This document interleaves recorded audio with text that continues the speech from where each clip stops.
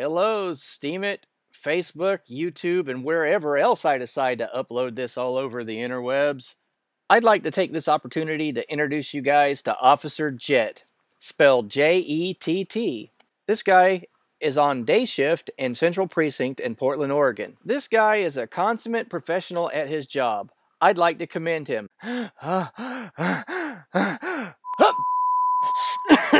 Excuse me, I have a cold. Officer Jett first appeared on my radar scope when I saw a video of him refusing to take an assault complaint from a citizen, and to add insult to injury, at first contact with the citizen, Jett tries to manipulate the man into turning his camera off. Not a good thing. So basically, the security that works at a shopping center called Pioneer Place Mall in Portland, Oregon, called about a man that they tried to arrest for smoking and the edge of their public right-of-way. So there's the mall's property, and then there's a property line, and then there's a public sidewalk. Well, here's the thing. I've just spent the last 14, 15 hours going through the DPSST class involving someone learning how to be a security guard in Oregon. It's a lot of research I had to go through. I had to go through a bunch of Oregon revised statutes. Some of them I was familiar with, some not so familiar with, but I've dealt with them peripherally. But long story short, I'll have the links to all those things. And to paraphrase or condense the training manual for the DPSST license for being a security guard in Portland, Oregon, basically they don't have any more rights than a private citizen has in regards to arresting and whatnot. And security guards are 100% criminally and civilly liable for their actions, unlike police officers, because of a lot of other stuff that I can't really get into. But, so, basically, this security guard grabbed the man, shoved him up against a wall, and tried to put handcuffs in him because he was smoking on their property. And I've also looked up the ORS about smoking, a smoke-free workplace. According to Oregon law, there is a prohibition about that. But here's the deal. You have to be closer than 10 feet away from the entrance of a building or a workplace before you're out of compliance with that law. So this security officer literally admitted to grabbing him and shoving him up against the wall and arrested him to enforce a fictitious law. There is no law saying that he has to not smoke within, a couple inches or even in the edge of the property line. Also, security guards are not allowed to arrest someone unless they are told to leave the property and they do not leave the property. See, this guy was just wanting to talk about the public right-of-way, and there's an argument here. I wasn't there. You see, I'm willing to admit the fact that this guy may be wrong, but Officer Jett, first thing he does when he appears on the scene is ask the guy not to film. That's a red herring right there. Secondly, Officer Jett's operating from the assumption that the man is in the wrong and the security is in the right, and you can just tell that by all of his body language. The second thing Officer Jett does, it's very, very unprofessional, is immediately tell the man he's not going to write an incident report. He's just going to do an incident number, and he does this patronizing thing with his hands in front of him like he's trying to instruct a 4-year-old kid as to what's going to happen here. Now, see, this man wanted to allege, and he did allege, that the security guard assaulted him, because if security guards in private security situations do break the law, they are liable to assault charges and false imprisonment charges if they detain someone without just cause to do so and bring them in a back room, for instance. But Officer Jett wasn't hearing none of that. He just, in a very patronizing way, just went ahead and assumed that the security guards were in the right, refused to write an incident report, and literally laughs at this man when there is, a gray area in the law between public and private property, and what's where does the rights of a public thoroughfare and the property rights of a, private business like a mall, what does that entail? And that's not up for Officer Jett to determine. He should have allowed that to be handled by the district attorney and the court system. Officer Jett trying to manipulate the man into not filming at the very first contact without even knowing what's going on. Officer Jett was only on the scene for a few seconds before he tried that BS. And then Officer Jett refusing to write an incident report, you know, just shows Officer Jett's intent to not make any of this accountable, not to allow any kind of record for this police interaction and security interaction to occur. Oh, and the part that I found really hilarious is when he asked the security people their names, you know, they gave their names, and then the one female security officer says her name is Sergeant such and such.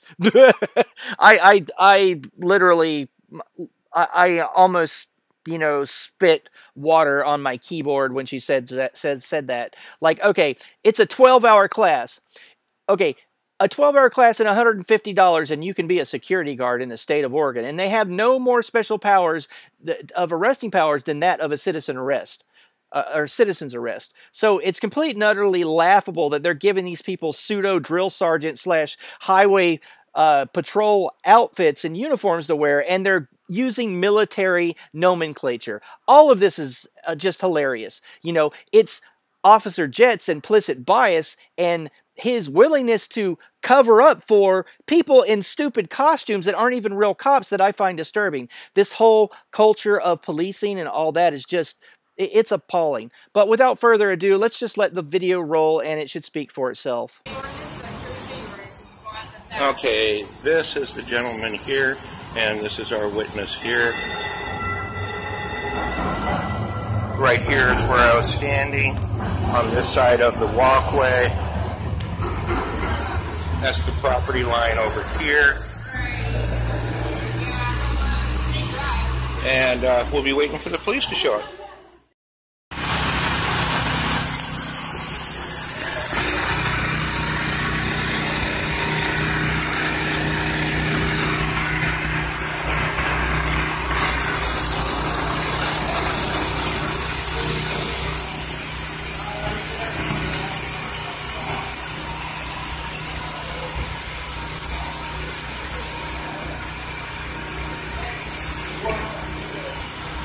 Good morning. Yeah. You're going to record this conversation. We're going to turn off that thing while I talk to you, okay? No, we're in a public space. I need to go ahead and record this for my own protection. This is their area. There's a restriction where you can smoke. Are you aware of that? No. I need to get a report on this because... I'm not writing a report. I can give you an incident number. I'm not writing no, incident report's fine. No, an incident number. You're confusing the issue. Okay, so basically, I would like him to be looked at for doing assault, which is a frontage on a public walkway.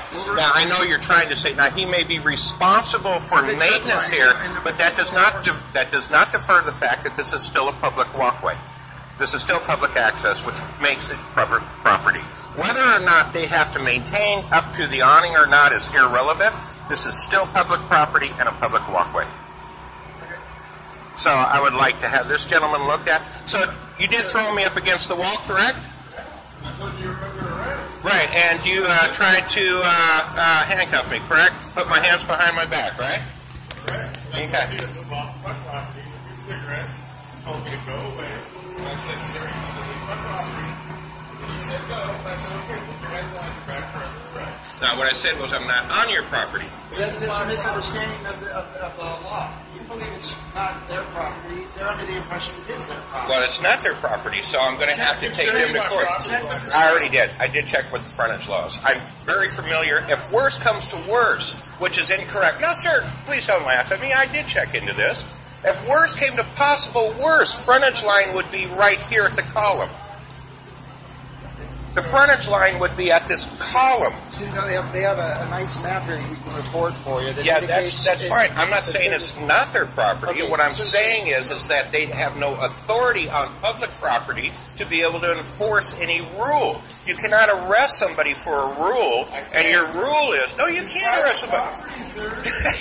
That's what you're not understanding. All right, well, no, that's okay, because you and I are going to be in front of a judge. Oh, you go ahead and try to file a lawsuit. No, I will file it, and you will have to go.